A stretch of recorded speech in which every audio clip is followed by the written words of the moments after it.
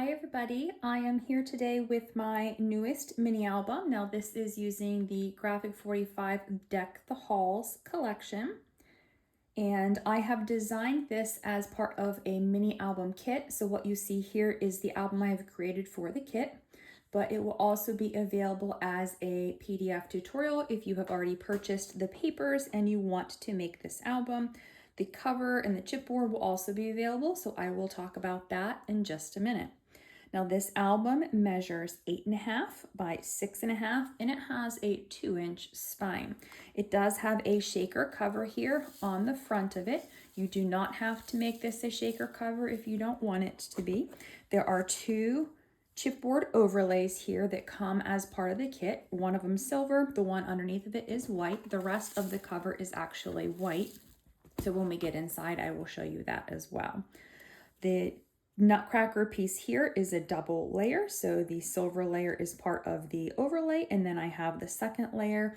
It was white like this, and then I used some red stickles to make it pop out so that it stands out on the paper. These 2 snowflakes here also come as part of the mini album kit, and then these are part of the Graphic 45 ephemera pack. On the spine, I just went ahead and added one of the postage stamp pieces from the ephemera. I had originally planned on adding a large Nutcracker piece here, so I have this in my silver stickles, but I decided that I didn't like the look of it and I preferred just the postage stamp. So as part of the kit, you will also get this larger Nutcracker piece. It is white, so you can color it if you choose. The back cover just has some of the patterns and solids paper and then a strip from the postage stamps that came in the ephemera assortment. As part of the kit, it will actually include the elements for the shaker. That is something that you will have to purchase obviously on your own if you are just purchasing the PDF tutorial and then buying the cover. This is a 4-page pocket album. It is matted to hold about 48 photos on the pages, not including if you put any photos on the inside, front, or back cover, and that does not include the large mats in the pocket. So probably you can get around, I would say, 55 to 60 photos in this album. Now I left the front cover plain here. It just has a piece of the decorative paper here. You could put smaller photos here and here. You could put a larger photo and cover up that paper if you really wanted to. On the first page here, we have a swing tab closure. This lifts up, room for a full 4x6 photo here. This folds down, and I have one of my journaling cards tucked in here. And then we have room for 2 4x4 photos here. You'd have to crop your photos just a little bit here. I believe these are 4x5s, and then we've got 2 more 4x4 photos here. Anything that is on the photo mat is actually popped up so that the photo can slide underneath of it. And this is something that you don't have to put these decorative elements on if you do not like the look of things over top of your photos, but I think it dresses up those pages and I like the look of it. Now on each of these pockets, each of these pages, there is a pocket, and within that pocket is a large photo mat. They are fully decorated in the paper. It has room for a 5x7 photo, or you could do smaller photos. You could do a 4x6 photo, add some journaling, whatever you would choose to do on these photo mats. Now for the back side of page 2, I've added the same image on top of the paper that was there. I've taken it from the ephemera assortment, and I made a little tuck spot for my journaling card. Then this little postage stamp here is magnetized, and this helps to pull this flap open. And I have room for photos here. These are all 4x6 size photos, and as well here. One thing I forgot to mention, I did use a decorative punch on my pages. If you are purchasing the kit, it will not come punched. None of the pages will have that on it. You would have to use your corner rounder or a decorative punch or leave the edges straight. We have a large photo mat here in this back pocket. Again, these are all 5x7 size photos, so you can either place a 5x7 or you can place multiple smaller photos. For the front of page 2, we have another large photo mat here. The Nutcracker acts as a pull for this, and it is right at the edge of the page. I did design it so that it fits just like that. It actually holds this flap closed. So we've got room for our 2 larger photos or multiple smaller photos.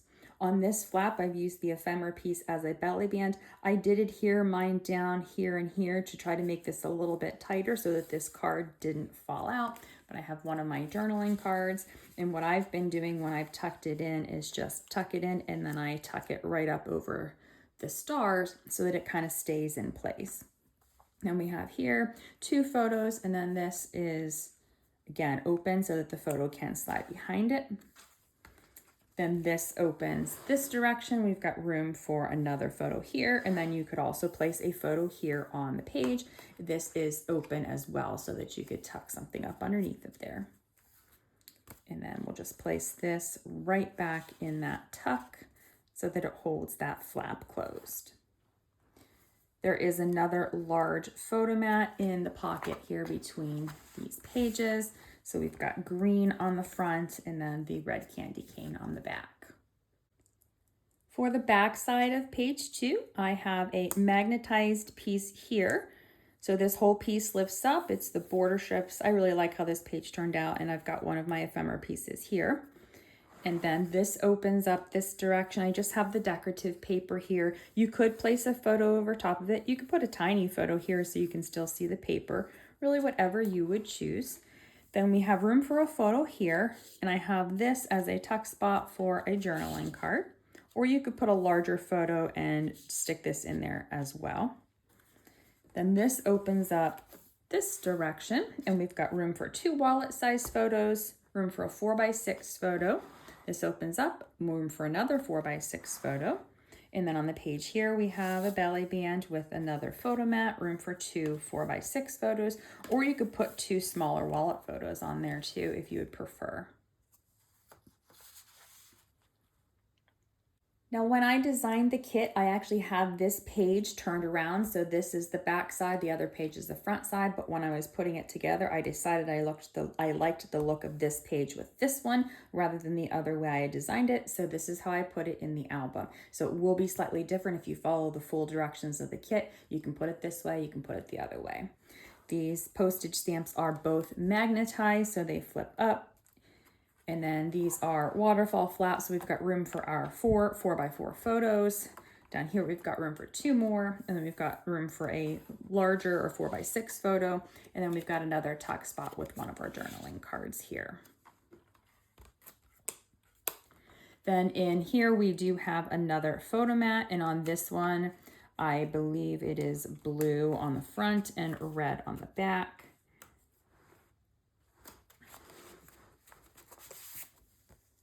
So it matches that very first photo mat.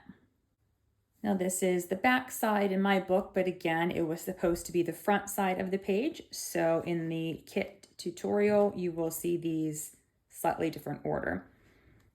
I have this is magnetized, it flips up, room for a 4x4 photo there. I've used my nutcracker piece as a tuck spot for my journaling card here. You could put a photo there, a smaller photo if you choose to, but I designed this with the idea of having the journaling card. My magnet is here and I don't like to put photos on top of my magnets, so I try to make sure not to cover them. This also flips down, so we've got another room for 2 photos there. And then once this is closed, we've got a large pocket on the page. This is another 5x7 photo mat. For the front of page 4, I have a belly band with one of the ephemera pieces. And again, I did add some adhesive a little bit higher up, or further in, I should say, top and bottom, to make this a little bit more snug so that my card doesn't slide out. And I have a little booklet here with some spots for photos. This is open, so the photos will slide underneath of that. You could also place a photo here on the back side of the booklet if you choose to. Then this whole piece is magnetized and it flips up. We've got room for a photo here, room for another photo here, and then we've got our journaling card for this page tucked right in here. Again, here is where my magnet is, so nothing is on top of that magnet. I try not to put anything else in there because they are pretty thin and we want to make sure that it closes properly. Then on the belly band of the page, we have another large 5x7 photo mat. Then in the pocket, we also have another photo mat here. So we've got our larger photo mat and it matches the photo mat from the second page. For the back of page 4, I've used my door ephemera piece and have a magnetized closure here. These flip out. You could place smaller photos here and here if you choose to do so. I have room for a 4x6 photo here and here. And then on the base of the page, we have a photo mat in the pocket. You could place a photo there if you needed more photo space. Now this piece here, that pull is just below that score line, so it just fits on the pocket. Then here we have, I've made the border a tuck spot for my little journaling card, or I could have put it in the pocket here, but I thought it was cute to have it in its own little tuck right here. Then on the back cover, I just have it pretty plain with a strip of the decorative paper here, and it's completely open where you could place a photo or multiple photos here if you would choose to do so. So this is it for my Graphic 45 Deck the Halls mini album. Like I mentioned, this was designed for a kit that I have created, and it includes everything pre-cut, so the pre-cut pages, pre-cut decorative papers. It'll come with the ephemera and the chipboard and everything that you need to make this specific album, including those shaker pieces. There are only a few kits available, so I will have that linked in the description box below if you want to purchase the kit. Now, once the kit is sold out, I will then start taking pre-orders. If people want to purchase the kit, I will get another set of papers and create more kits. But in the meantime, I will also have the PDF tutorial available for sale. You could make it with your own cover, or you could purchase the cover that I have for sale that includes the pieces of the cover and the nutcracker pieces, and then this here, so everything that you would see. Everything will be linked in the description box below. I'm going to go through some of those products now and show you what they look like.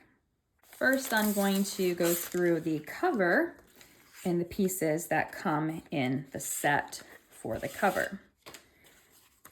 We have the larger and smaller nutcracker, and we've got the 2 snowflakes for the cover. And then this is the spine piece.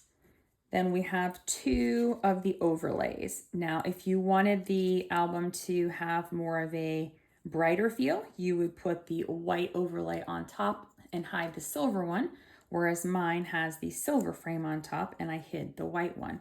This gives you 1/4 of an inch here to where you have the depth that you need to be able to add some of those shaker elements. So that's why there are 2 of them. Now, if you don't want to do the shaker, you don't have to use both covers. You could put your cover, just one of these on. You could also use this on the back side if you wanted to, and you can make a mirror image on the back side of the album. So there are lots of options if you choose not to do a shaker. Then the last thing in the cover is the 2 panels for the front and back covers. The chipboard cover does come unassembled, and it does not come with connector pieces. Now for my album, I just use strips of cardstock to bind my cover and my spine together. You could also use bookbinding cloth or bookbinding tape if you would prefer. In addition to the cover, I have a couple of other sets that do match this album. So let me move this out to the side, hopefully you can see it better. I did make some smaller nutcrackers and I had some Christmas trees. I thought I might use these in my album, but I decided not to, so I didn't use it as part of the kit, but it is available for sale if you wanted to add some of these to your projects. Then this is a set of chipboard holly leaves and berries. And I used these same pieces in my Letters to Santa album a couple of years back, but they were really thin. So I went back and I made them a little bit thicker so that they're a little bit more substantial and a little bit sturdier, hopefully, for projects. Then I do have some snowflakes here. This one is the same size as the one that I used on the front of the album. Then we've got some medium and larger sizes. So I have a set of these, and these do come in blue as well. They're like a darker navy blue if you want these in blue. And then I have a set of poinsettias here. Hopefully you can see these. I know it can be kind of hard on camera to see the detail in there. And so I do have these available. I had planned on using some of these for the project originally, but then I decided I just wanted to keep it pretty basic to just the graphic 45, and then I wanted the cover to stand out with the nutcracker and the shakers. But these are all available on my website, as is the chipboard cover. The tutorial will be coming soon as well. So the tutorial will be a little different from some of my other tutorials. When I make a mini album kit, I don't make a tutorial as in depth because I'm cutting all of the pieces for the kit. So the tutorial that I release will be the cutting guide that I used when I cut the kit, and then it will have page maps where it will show you the exact paper with the paper name, and it'll show you exactly where to cut the specific pieces, so you don't have any guesswork, you don't run out of paper, you can cut your pieces exactly how I cut mine, so you know you have enough paper.